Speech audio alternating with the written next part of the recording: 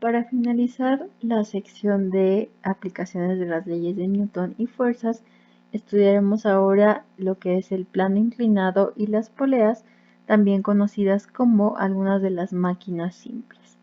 Mencionaremos cuáles son los aspectos importantes a tomar en cuenta al momento de realizar ejercicios y cómo es que se aplican las leyes de Newton en ambos sistemas y finalmente las diferencias de cuando se utiliza con y sin fricción.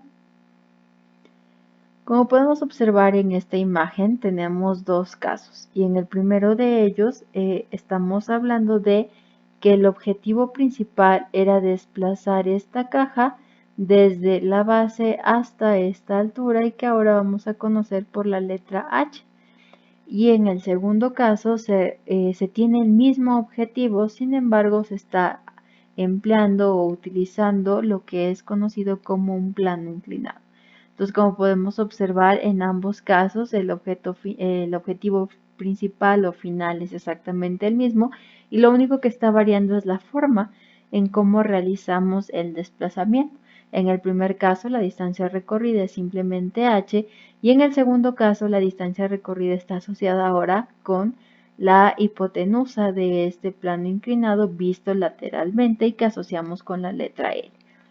Dado que es un plano inclinado, pues debe tener cierto ángulo que respecto de la línea horizontal y a pesar de ello lo que podemos observar es que el resultado final es exactamente el mismo, levantar el objeto hasta cierta altura. Y entonces lo que podemos concluir de esto es que debemos estudiar o comprender por qué en la vida real el utilizar un plano inclinado nos facilita mucho más el trabajo realizado o bien disminuye el esfuerzo que nosotros estemos realizando para ello.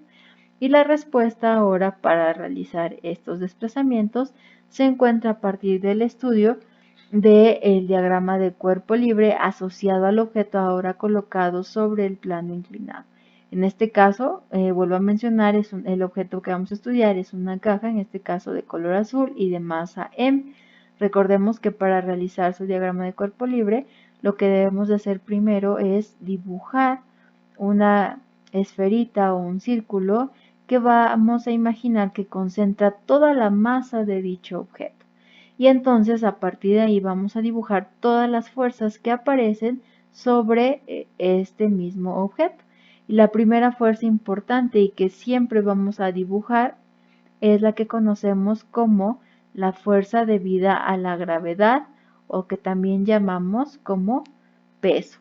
Matemática o numéricamente la podemos calcular como la masa del objeto por el valor de la gravedad y este valor es la magnitud de este vector de fuerza. Y como podemos observar, a pesar de que ahora se encuentra sobre un plano inclinado, este vector siempre mantiene la dirección hacia abajo o bien hacia el centro. Habíamos dicho también en sesiones previas que los sistemas de referencia los podemos colocar o adecuar según nosotros nos convenga y también para realizar la menor cantidad de operaciones posibles. Y en ese sentido podemos notar que ahora nos conviene mucho más dibujar nuestro sistema de referencia de esta manera, con el eje X horizontal y paralelo al plano inclinado y como consecuencia el eje Y o el eje vertical perpendicular a este. Este sistema o esta orientación nos va a permitir que podamos ahora calcular las dos componentes de esta fuerza asociadas a ambos ejes. Y esto será de la siguiente manera. Como podemos observar, ahora este vector puede estar conformado por el vector amarillo y el vector rojo, los cuales vamos a asociar o vamos a denominar como las componentes del vector de acuerdo a cada uno de los ejes en el que se encuentre. En este caso, el vector amarillo es el vector o la componente vertical del vector asociado a la fuerza debida a la gravedad o bien conocida como el peso, y el vector en color rojo es el que vamos a asociar ahora a la componente ahora de la fuerza debida a la gravedad, pero en el eje X. Y debido a esto, lo que nos permite es realizar una menor cantidad de operaciones. Como podemos observar también de la geometría, este ángulo asociado al plano se va a repetir de este lado y entonces esta geometría nos permite realizar ya el cálculo de cada una de las componentes. Nuevamente observamos que esta correspondería a la componente opuesta y entonces podemos calcular como la masa por la gravedad, que es la magnitud de este vector, por el seno de dicho ángulo. Y de manera similar, ahora para la componente vertical, lo que debemos de hacer entonces es simplemente multiplicar la masa por la gravedad, que es la magnitud del vector, ahora por el coseno del ángulo. Como podemos observar entonces, es importante notar que ahora esto lo que nos va a permitir es calcular ahora algunos valores importantes para definir lo que es el valor numérico, por ejemplo, de la fuerza normal, que como habíamos visto en secciones previas, cada que tenemos una superficie plana y colocamos un objeto, aparece una fuerza normal que va a ser siempre perpendicular al plano horizontal o al plano de la superficie, y en este caso pues corresponde o es equivalente a la fuerza debida a la gravedad.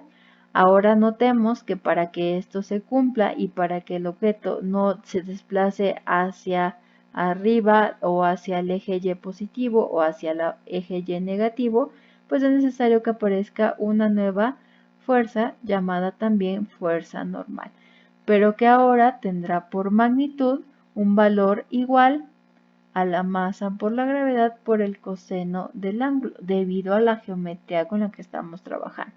Y por la segunda ley de Newton, entonces para el plano inclinado, tenemos que la sumatoria de fuerzas a lo largo del eje Y será la fuerza normal menos la fuerza debida al peso a lo largo del mismo eje. Y esto será equivalente a la masa por la aceleración en el eje Y. Dado que no hay movimiento, el valor de la aceleración vale 0 y entonces este producto también. Y esto es lo que nos permite ahora encontrar que para la fuerza normal, esto será igual a la masa por la gravedad por el coseno del ángulo, como ya habíamos intuido previamente. Y entonces ahora es importante notar que lo que ocurre a lo largo del eje horizontal o del eje X es lo que va a determinar cómo es el movimiento de este objeto, es decir, si sube a lo largo del plano o se desliza hacia abajo o hacia el eje X negativo. Y para ello entonces debemos de hacer consideraciones o comparaciones de las fuerzas externas y la fuerza horizontal del peso. Y entonces podemos distinguir tres casos principales. El primero de ellos es cuando la fuerza externa es mayor a la fuerza de gravedad en el eje X. El segundo es cuando las fuerzas externas es menor al mismo valor.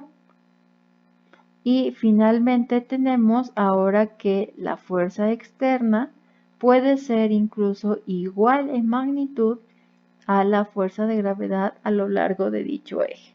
Estos tres casos o estas tres comparaciones es la que nos permitirá entonces entender o comprender cómo se da el movimiento. Y entonces observemos que si por ejemplo de este lado colocamos una cuerda, y entonces aparece una fuerza externa en esta dirección, al compararla con la componente horizontal, si esta fuerza externa es más grande que ella, entonces lo que implica es que el objeto va a subir a lo largo del plano. Si ocurre lo contrario, es decir, que esta fuerza externa sea más pequeña en magnitud que la fuerza de la gravedad a lo largo del eje X, entonces el objeto va a bajar o bien a deslizarse hacia abajo del mismo plano.